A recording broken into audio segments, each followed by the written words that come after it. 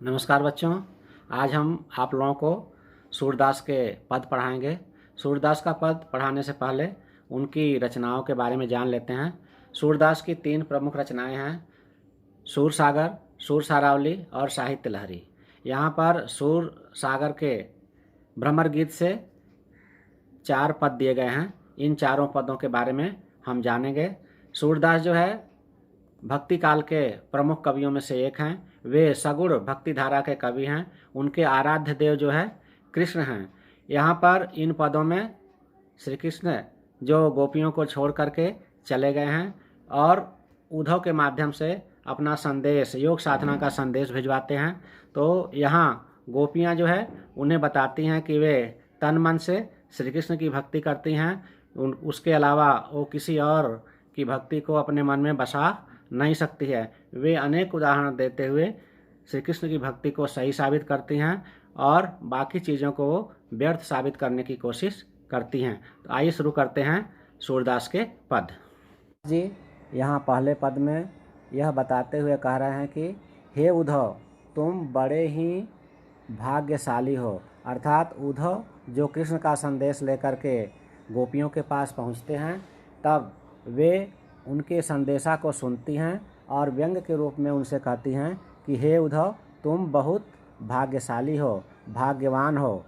अपरस रहत स्नेह तगाते, तुम स्नेह के धागे के स्पर्श में रहते हुए भी आपके मन में कोई अनुराग, कोई प्रेम, कोई लगाव पैदा नहीं हुआ। अर्थात कहने का तात्पर्य है कि श्री कृष्ण के इतना नज़दीक रहने के बावजूद भी आप श्री कृष्ण के प्रेम को, भक्ति को समझ नहीं पाए।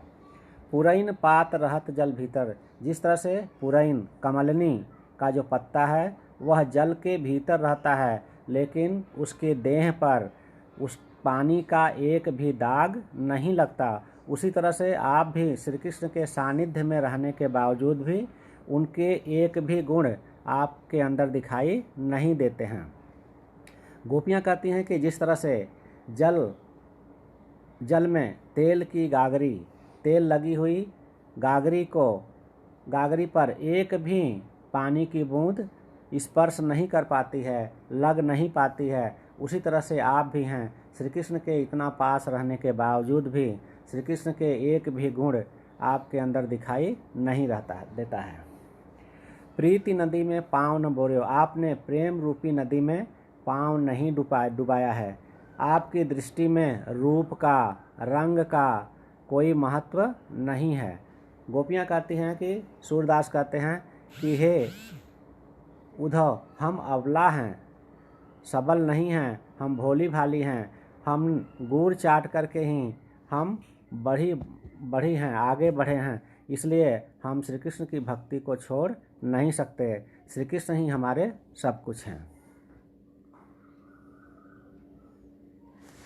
दूसरे पद में गोपियाँ उद्धव से कह रही हैं कि हे उद्धव, हमारे मन की बात हमारे मन में ही रह गई।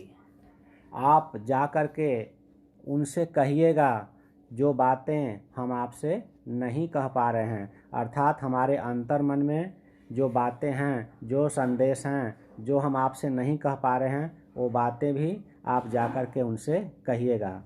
अवधि असार आस आवन की, उन्होंने एक अवधि दिया था, एक समय दिया था, उसी के आसरे, उसी के भरोसे, उसी की आशा में कि श्री कृष्ण लौट कर आएंगे, इसी उम्मीद में हमने तन से, मन से अनेक प्रकार के दुख दर्द को सहन किया। अब इन योग संदेशन सुनी, अब आपका जो योग साधना का जो संदेश है उसे सुन करके ऐसा लग रहा है हम लोग पहले से ही विरहिनी थे, अब और भी विरह की आग में जल रहे हैं। गोपियाँ कहती हैं कि जिसे हम बचने के लिए गुहार लगा रहे थे, पुकार रहे थे, देखती हूँ कि वह तो खुद ही नदी की बीच धारा में बह रहा है। सूरदास कहते हैं कि गोपियाँ कहती हैं कि अब हम भला धीरज कैसे धरें, क्योंकि श्री कृष्ण ने अपनी मर्यादा का पालन नहीं किया। अर्थात श्री कृष्ण से उन्होंने जो उम्मीदें लगा रखी थी, जो जैसी आशा करती थी, उस आशा पर श्री कृष्ण खरे नहीं उतरे। तीसरे पद में गोपियाँ श्री कृष्ण से कहती हैं कि श्री कृष्ण हमारे लिए सब कुछ हैं। हमारे हरि हारिल की लकड़ी।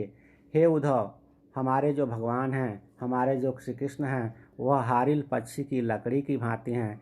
जिस तरह से हारिल पक्षी बिना लकड़ी के जीवित नहीं रह सकता, उसी तरह से हम लोग भी बिना श्री कृष्ण की भक्ति के जिंदा नहीं रहेंगे। हम लोग आपकी योग साधना को ग्रहण नहीं कर सकते।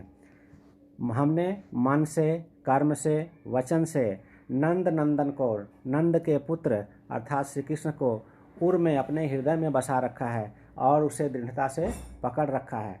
हम जागते हुए, सोते हुए, सपने में, दिन में, रात में कान्हा कान्हा ही पुकारते रहते हैं, कृष्ण कृष्ण ही पुकारते रहते हैं।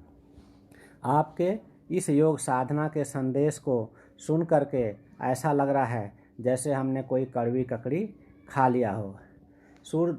सूतो व्याधि हमको ले आए, हे बहेलिए। गोपियाँ जो है उद्धव को बहेलिए के रूप में कह रही हैं, बता रही हैं कि आप हमारे लिए बहेलिए के समान हैं, जो बिना देखे बिना सुने पक्षियों को फंसाता है, पकड़ता है। आप भी वैसे ही हो, आप बिना देखे सुने ही कार्य करते हो। सूरदास कह रहे हैं कि गोपियाँ कहती हैं कि हे उद्धव, ये योग साधना का संदेश आप उन लोगों को सौंपिए, उन लोगों को बताइए जिनका मन चक्री हो, जिसका मन स्थिर नहीं हो। हमारा मन तो श्री कृष्ण की भक्ति की तरफ स्थिर है, हम उनके अलावा किसी और की भक्ति नहीं कर सकते।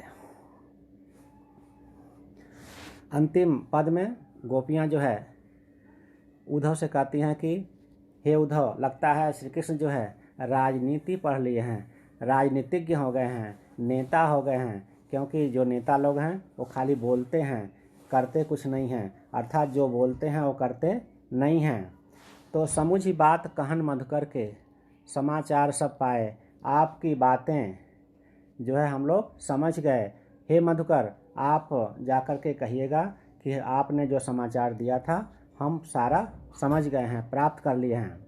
एक अति चतुर होते पहले ही, एक तो पहले से ही बहुत चतुर थे, बहुत चालाक थे, अब आपको गुरु ग्रंथ पढ़ा करके हमारे पास भेजे हैं।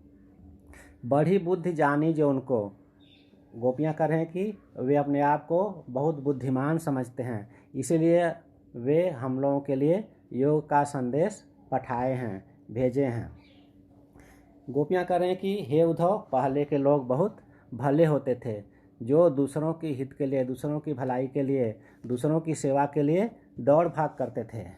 अब अपने मन फेर पाई हैं।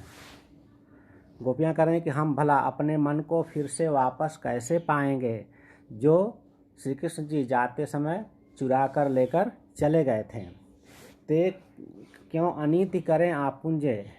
गोपियाँ कह रहे हैं कि वे भला अन्याय क्यों कर रहे हैं, जो न्याय करने के लिए प्रसिद्ध हैं, जो अनीति से छुटकारा दिलाने के लिए प्रसिद्ध हैं, अन्याय से मुक्ति दिलाने के लिए प्रसिद्ध हैं, वे भला हमारे साथ अन्याय कैसे कर सकते हैं।